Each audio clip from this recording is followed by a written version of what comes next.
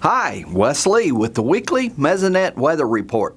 After a warm start to the year, temperatures have spent many days lately below what is normal for this time of the year. With crops, soil temperature is extremely important. Earlier this week, 4-inch soil temps under sod ran from the high 30s in the Panhandle to over 50 in the southeast.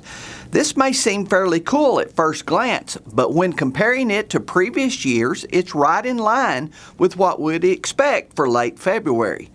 Looking back at the same date and time in 2019, we see soil temps were running about 5 degrees cooler with mid-30s in the Panhandle to mid-40s in the far southeast.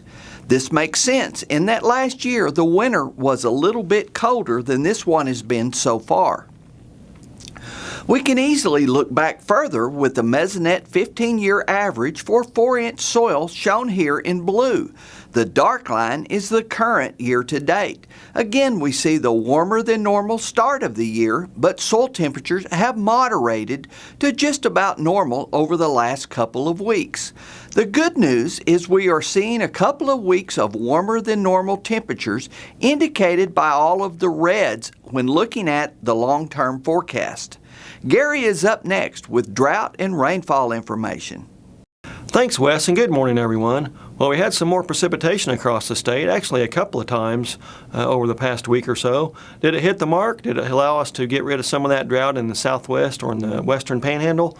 Let's take a look at the drought monitor map. Well, we missed the mark a little bit.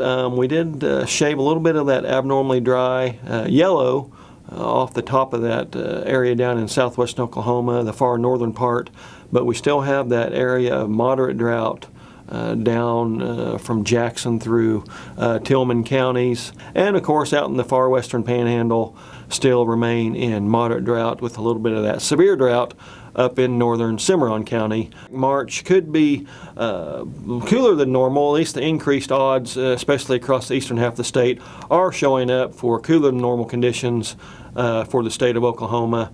And then, of course, for precipitation, most of the state sees equal chances of below, above, or near normal precipitation amounts, but the far northeast corner does see increased odds for below normal precipitation. I'm thinking with all the rainfall that those folks have seen over the last year or so that they're probably a little bit anxious for the chance to dry out. How about for the climatological spring itself? That runs from March through May. The spring outlooks from the Climate Prediction Center do see for that 3-month period overall increased odds of above normal temperatures out in the far western panhandle and also the southern third of the state.